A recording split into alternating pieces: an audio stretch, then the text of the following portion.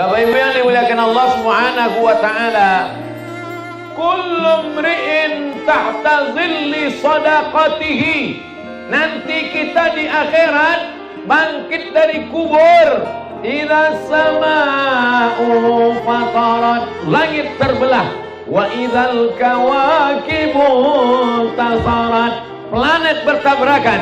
Wa idzal biharu fujirat, lautan diledakkan.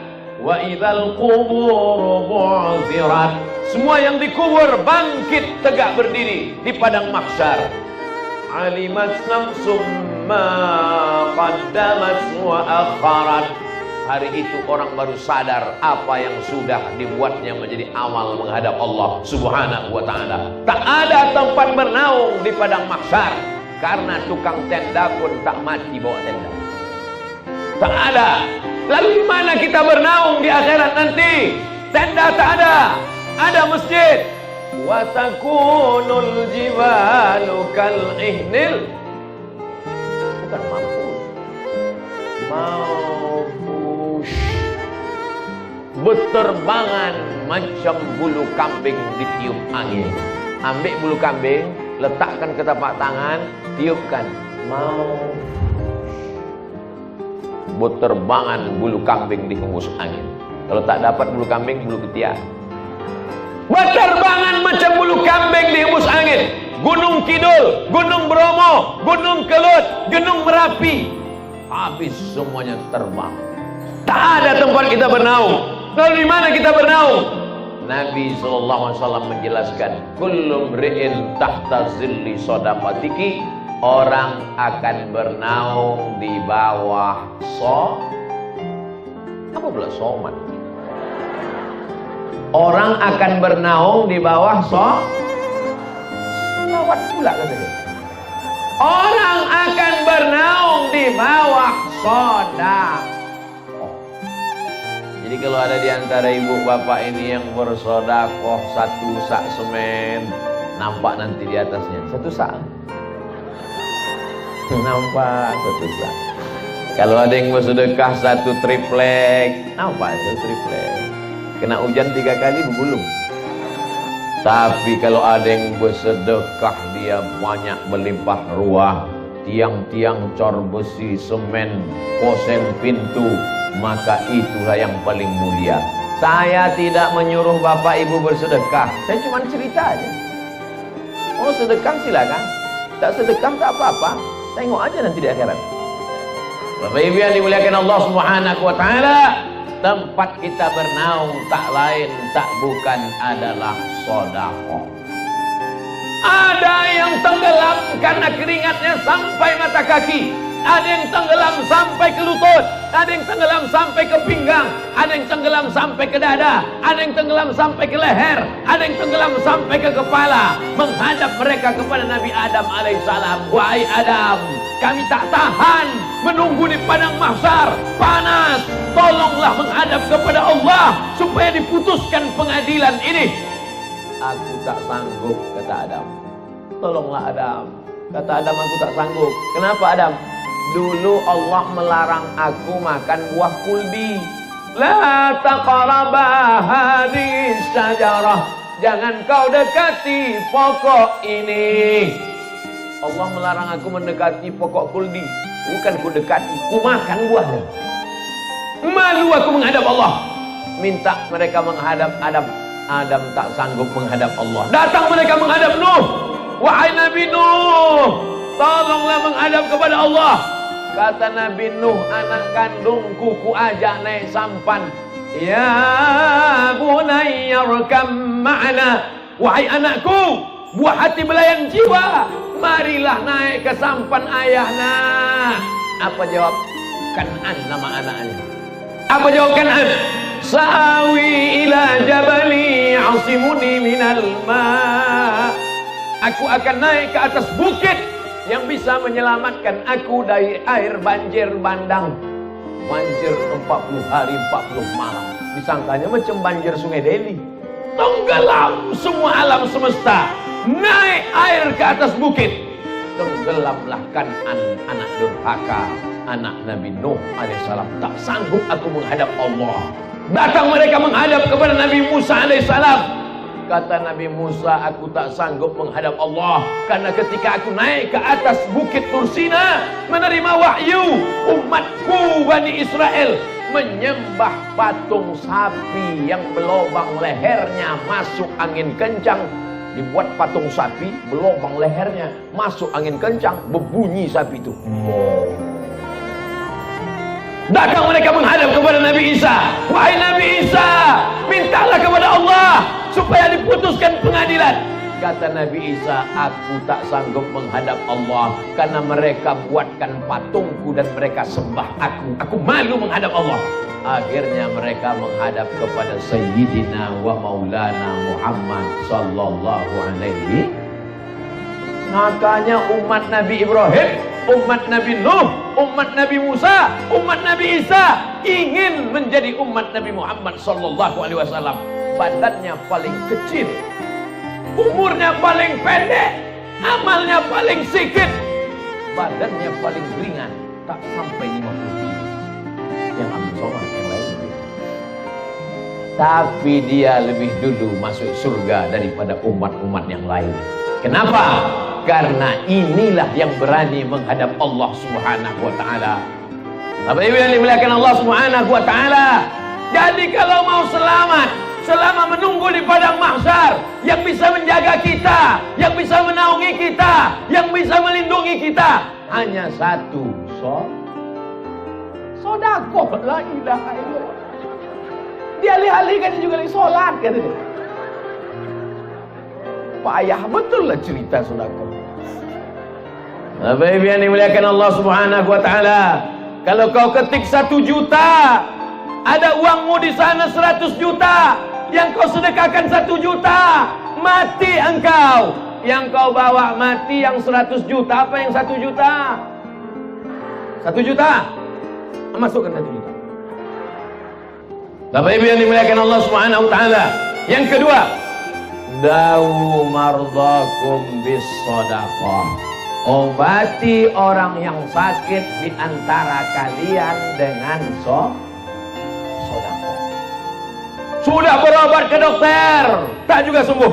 Sudah berobat alternatif, herbal, kusuk, pijat refleksi, totok. Sudah ditusukkan semua jarum-jarum ke badanku nih Pak Ustadz. Dari jarum kaki, jarum jahit sampai jarum goni. Tak juga sehat Pak Ustadz. Ada satu yang belum kau coba, sesuai dengan sabda hadis Nabi Muhammad sallallahu alaihi wasallam, banyak-banyak bersedekah. Judul bukunya Al-Gharaib wa Taraib Sa'ah wa Sa'ah. Syekh Abu Ammar Al-Misri, orang Mesir. Dia bercerita tentang orang Saudi Arabia, kaya raya, sakit, pergi ke Amerika. Sampai ke Amerika, apa kata dokter Amerika? Pulang, makan enak, tidur enak, ketawa-ketawa, liburan. Nanti mana tahu Bapak Ibu sakit, na'udzubillah, na'udzubillah, na'udzubillah. Mana tahu sakit, pergi ke rumah sakit Pirngadi. Lalu kata dokter, ibu pulang ke rumah, makan enak, tidur enak, ketawa-ketawa. Itu artinya malaikat maut sudah seinci setengah. Tak ada obatnya. Pulang, tidur, makan, ketawa bersama keluarga, nikmati hidup. Obatnya tak ada, menunggu mati. Bapak Ibu yang dimuliakan Allah Subhanahu wa taala, akhirnya orang sakit dari Saudi Arabia pergi berobat ke Amerika. Kata dokter Amerika, tak ada obatnya, pulang saja. Baliklah dia ke Jeddah. Sampai di Jeddah dia bersedekah, sedekah.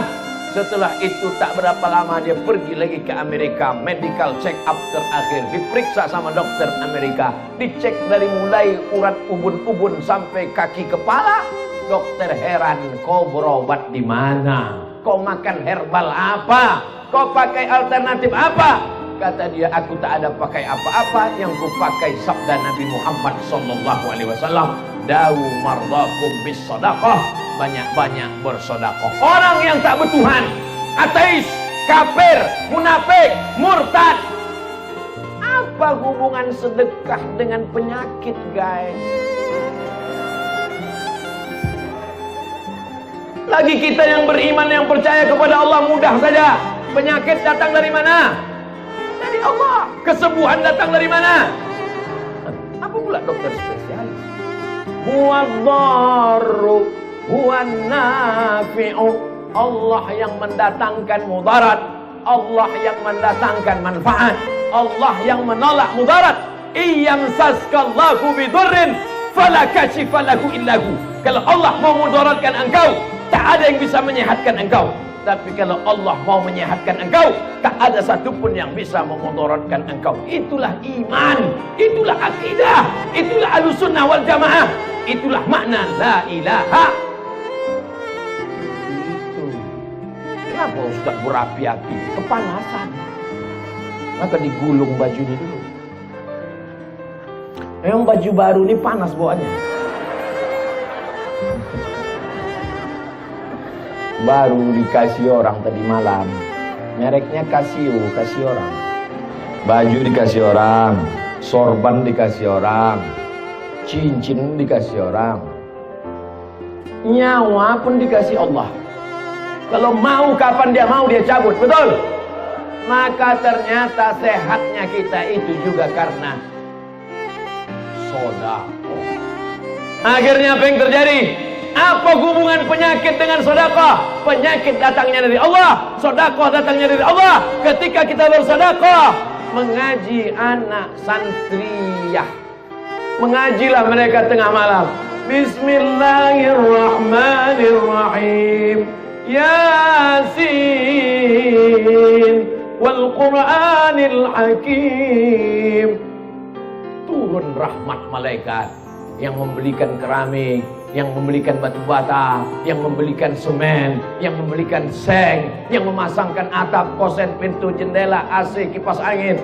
Maka pada saat rahmat Allah turun, penyakit-penyakit itu pun hilang. Innama amruhu idza arada syai'an ayyakula lahu kun fayakun. Datanglah orang kena penyakit lutut bernanah, sudah 7 tahun tak kering-kering, dikusuk tak kering, makan obat tak kering, bernanah saja lutut itu. Datang kepada rumah Imam Abdurrahman Ibnu Mahdi ahli hadis. Hai Imam Abdurrahman Ibnu Mahdi, ya, ini lututku bernanah sudah 7 tahun tak kering-kering. Apa obatnya? Kau sudah berobat? Sudah. Tak kering juga? Tidak. Tunggu sebentar, aku sholat sunat. Sholat sunat hajat Imam Abdurrahman Ibnu Mahdi 2 rakaat. Selesai itu kata dia, kau pulang buat sumur. Hah? Sakit lutut suruh buat sumur. Pokoknya kau buat ada sumur. Pulang dia ke rumah, dicarinya kampung yang tak ada air, dibuatkannya sumur. Orang fakir miskin, anak yatim, duafa, kehausan, kelaparan, datang mengambil air sumur, minum, mandi, sholat. Setelah tak lama kering lututnya. Apa hubungan lutut bernanah dengan sumur yang diminum orang? Rupanya sedekah air minum membuat orang bisa salat, bisa wudu, bisa mandi, bisa makan, bisa minum. Maka turun rahmat Allah, sembuh segala penyakit. Maka kalau ada bapak ibu yang menanah, mau lutut, telinga, hidung, kepala benanah, akhirnya apa yang terjadi?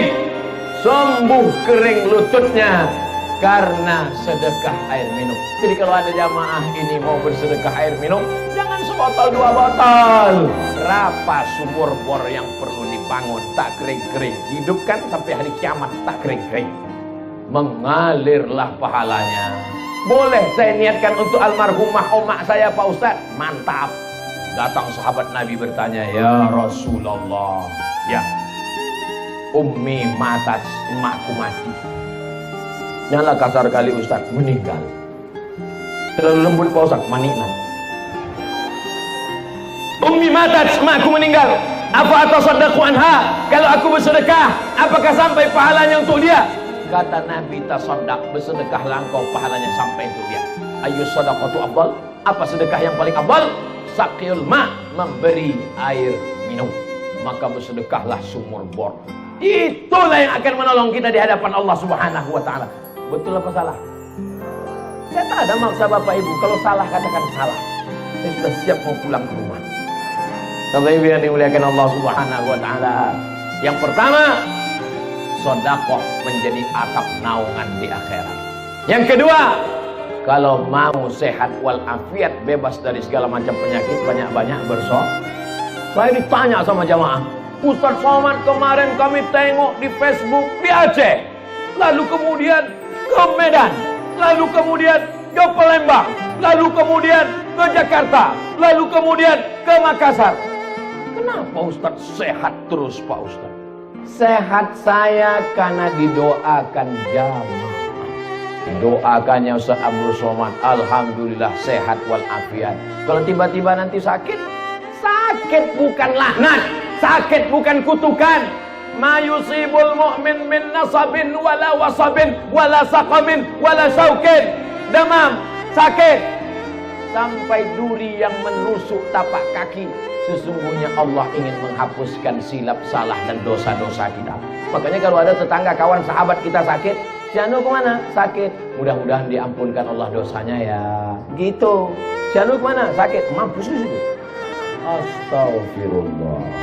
Bahwa yang pertama yang menolong kita di padang mahsyar, yang menjadi atap pelindung kita supaya selamat dari padang mahsyar adalah sedekah. Yang kedua, yang sakit berobat, berusaha, berikhtiar dengan sedekah. Yang ketiga, sedekatus sirri tadfa'u mitatasu. Sedekah menolak mati su'ul khatimah. Kemarin tetangga kita yang ikut-ikut 17 Agustus manjat pinang itu mana dia? Pak RW, mati kita Pak RW. Meninggal kenapa? Sakau. Janu meninggal kenapa? Pas main gaple. Telepak mati. Janu meninggal kenapa? Pas nyanyi dangdut. Jatuh bangun aku. Telepak mati. Kalau mau selamat supaya mati husnul khatimah, kita diajarkan tuan-tuan guru berdoa, Allahumma khtim lana bi husnin wala takhtim alaina bi su'il khatimah. Tapi jangan lupa, ini yang ketiga, sedekah menyelamatkan orang dari mati su'ul khatimah. Amal banyak, sholat sunat banyak, pengajian banyak, jilbabnya panjang, sedekahnya banyak. Tapi ternyata kalau riya, kalau angkuh, kalau sombong, tak selamat dari mati su'ul khatimah. Apa yang bisa menyelamatkan dari su'ul khatimah? Kata Nabi, sedekatus sirri tadfa'u mitatas su'i. Banyak-banyak bersedekah diam-diam, maka itu akan menyelamatkan dari mati su'ul khatimah. Anak muda meninggal di samping Ka'bah, di belakang makam Ibrahim, dalam keadaan pakaian ihram, di dalam Masjidil Haram, di sujud terakhir, dalam keadaan berwudu, di dalam sholat. Tak ada mati yang lebih indah daripada mati dalam Masjidil Haram, di belakang makam Ibrahim, dalam keadaan berwudu, dalam sholat, sedang pakaian ihram, di sujud terakhir. Indah. Anak muda, bukan alim ulama. Selesai dia dibawa ke keluarganya, datanglah orang bertanya kepada emaknya, anak ibu ini bu? Iya. Apa amalannya bu? Ulama dia? Tidak. Dia kerjakan luar biasa. Jadi kenapa dia matinya indah betul? Aku pun tak tahu entah apa amalannya. 2-3 hari setelah kematian, datanglah perempuan membawa anak-anak. Kamu siapa? Aku perempuan. Iya, aku tahu aku perempuan. Kau siapa? Ini anak-anakku. Terus anak ibu ini setiap awal bulan datang ke rumah kami, diam-diam membawa gajinya, dikasihnya sepertiga gajinya untuk anak yatim. Terkejutlah ibu, terkejut semua tetangga jamaah.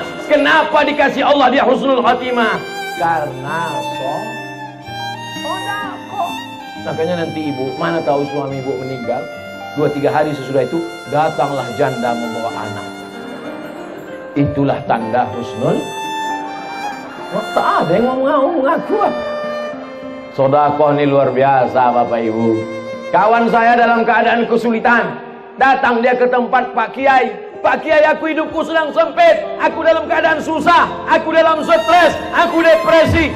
Kau cari kampung, terus kau cari warung di kampung itu, terus cari yang catatan utang orang paling banyak di situ, sampai malu jumpa beli minyak lampu, malu jumpa beli beras, malu jumpa beli sabun karena utang begitu banyak. Terus bayarkan diam-diam, maka Allah lepaskan segala kesulitanmu.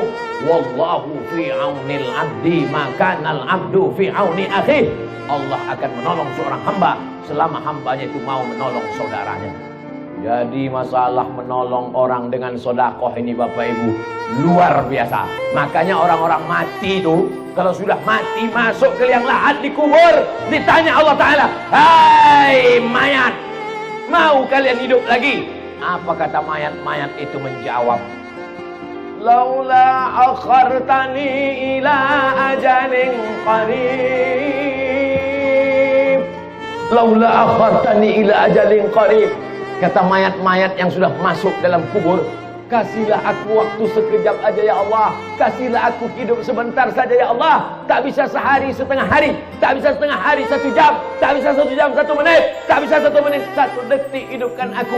Kalau kau kuhidupkan, kau mau apa? Apa jawab dia?